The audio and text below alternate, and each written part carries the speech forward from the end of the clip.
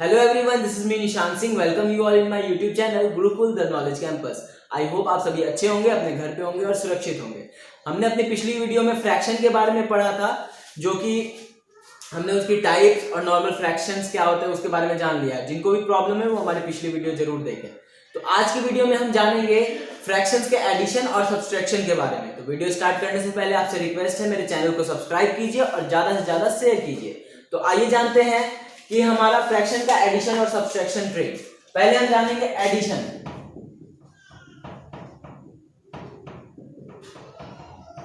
Addition कैसे होता है फ्रैक्शन में. फ्रैक्शन में हमारा एडिशन कैसे होता है वो जानेंगे.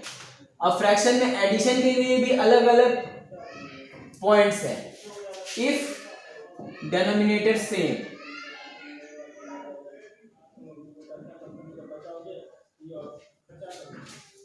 इफ डेनोमिनेटर सेम, ठीक है. अब इसके लिए एक चीज और ध्यान रखिए, मेनली जो एडिशन और सब्सट्रैक्शन होता है वो हमारे डेनोमिनेटर पे ही बेस्ड होता है. हर चीज जो भी रूल्स रेगुलेशन चेंजेस होते हैं वो डेनोमिनेटर के कारण ही होते हैं एडिशन और सब्सट्रैक्शन में, ठीक है.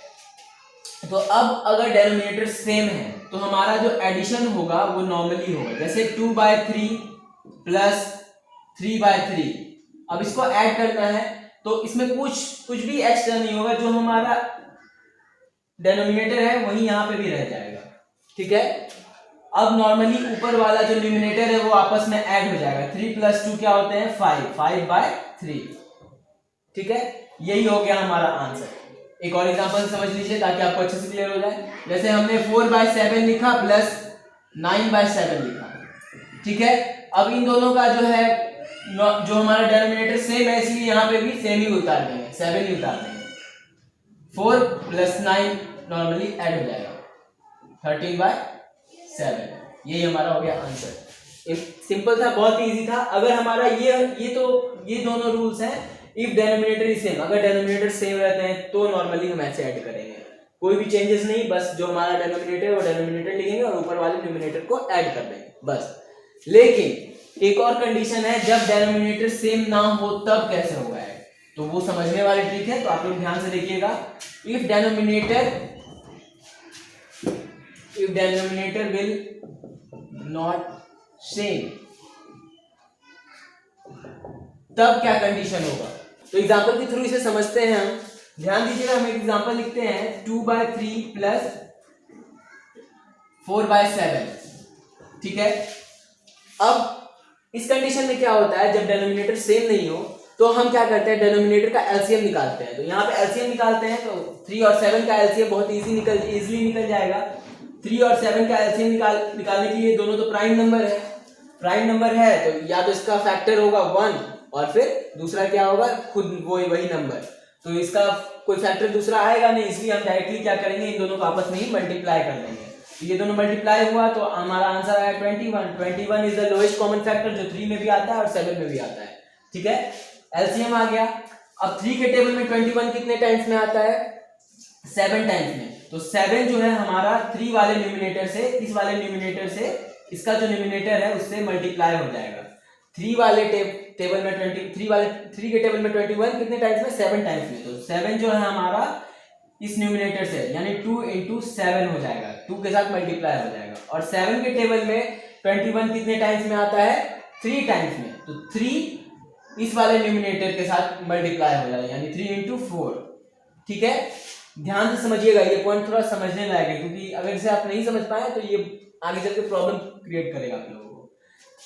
क्या करना है हमें, दोनों का एलसीएम निकालने के बाद जो हमारा लोएस्ट कॉमन फैक्टर आया, ठीक है, उसके बाद दोनों के डेनोमिनेटर में वो हमारा एलसीएम जितने भी टाइम्स में आता है उससे हम न्यूमिनेटर को मल्टीप्लाई कर देंगे.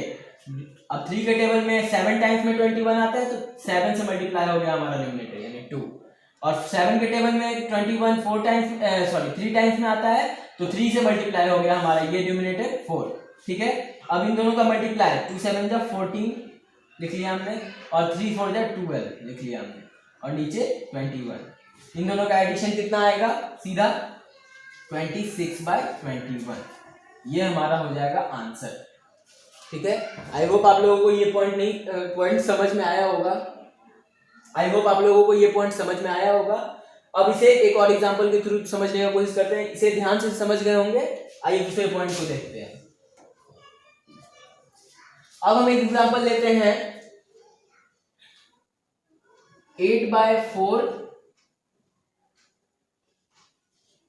अब हम एक एग्जांपल लेते हैं 8/9 प्लस 6/12। ठीक है, तो मैंने पहले ही बताया जो लास्ट वाला जो नंबर होता है उसका हम लोग क्या निकालते हैं, एलसीएम। तो 9 और 12 का एलसीएम निकाल लीजिए। क्या होगा 9 और 12 का एलसीएम? 3 के सबसे छोटा कॉमन फैक्टर लिखना है जो दोनों में आता है। तो 9 और 12 दोनों किसके टेबल में आते हैं? 3 सबसे छोटा फैक्टर है जिसमें 9 और 12 दोनों आते हैं। 3 3 जा 9 और 3 4 जा 12।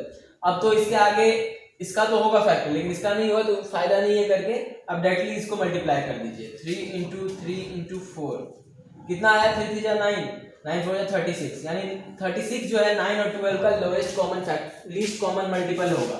तो लीस्ट कॉमन मल्टीपल को हम यहाँ लिखते हैं 9 के टेबल में 36 4 टाइम्स में, तो 4 से हमारा ये न्यूमरेटर मल्टीप्लाई हो जाएगा 4 × 8। 12 के टेबल में 36 3 टाइम्स में, तो 3 से हमारा ये वाला न्यूमरेटर मल्टीप्लाई हो जाएगा। ठीक है, अब इन दोनों का मल्टीपल कितना आया? 32 प्लस इन दोनों का मल्टीपल कितना आया? 18/36। दोनों को ऐड कर दीजिए नॉर्मली ऊपर 50/36। ये हमारा हो गया आंसर। ठीक है, अब हम इसमें एक दो रूल आपको बताएंगे, लेकिन वो अगली वीडियो में। आई होप आप लोगों को ये भी पॉइंट समझ में आया होगा। तो आप लोगों का आज एडिशन वाला पॉइंट में भी क्लियर हो चुका है। अगर किसी को फिर भी प्रॉब्लम हो तो आप मुझे कमेंट सेक्शन में जरूर बताएं। Thanks for watching this video. Be with me in the next video. Have a good